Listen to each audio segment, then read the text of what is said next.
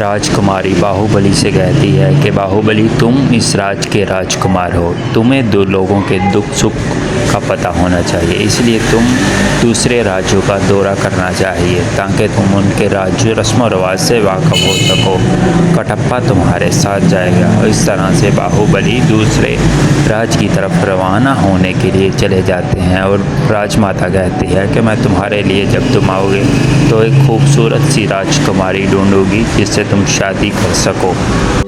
इस तरह बाहुबली रवाना हो जाता है अपने सफ़र की तरफ और रास्ते में खूबसूरत वादियाँ दिखाई देती हैं और खूबसूरत रस्म व रिवाज दिखाई देता है, जिसे देखकर बाहुबली बहुत प्रभावित होता है और एक तरफ रुकते हैं, पहाड़ी इलाके में रुकते हैं जहाँ पर बाहुबली को प्यास लगी होती है और बाहुबली प्यास पीने के लिए यहाँ पर रुकते हैं। तो यहाँ पर देखते हैं कि लाशों का भंडार भरा हुआ है। बाहुबली इन लाशों को देखकर खौफज़दा हो जाता है और हैरान रहता है कि कटप्पा मामा ये क्या है।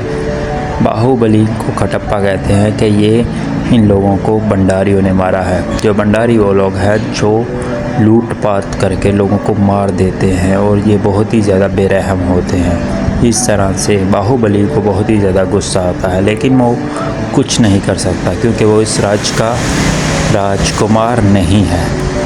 दूसरी तरफ महल में राजमाता अपने छोटे बेटे बल्लाल के लिए एक प्यारा सा महल बनाती है और इन्हें कहती है कि ये तुम्हारा महल है, लेकिन बल्लाल कहता है कि ये मुझे भीख दी जा रही है, मैं इतना नीचा गिरा हुआ नहीं हूँ।